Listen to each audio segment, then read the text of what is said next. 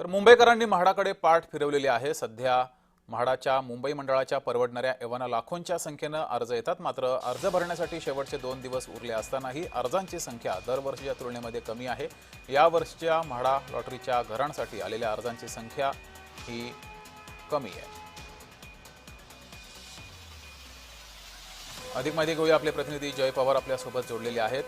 जय, काय नेमकी कारणं आहेत म्हाडासाठी अर्ज कमी आलेत?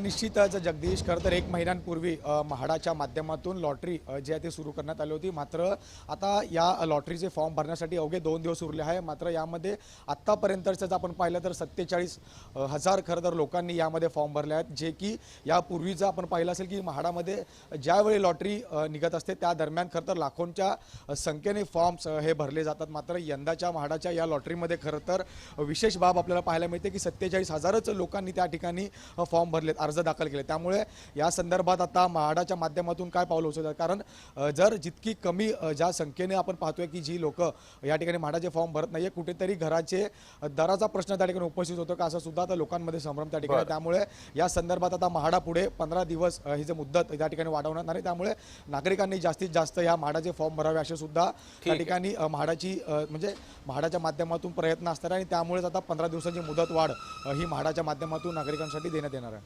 ठीक आहे जय, तुम्ही असेच जोडलेले रहा।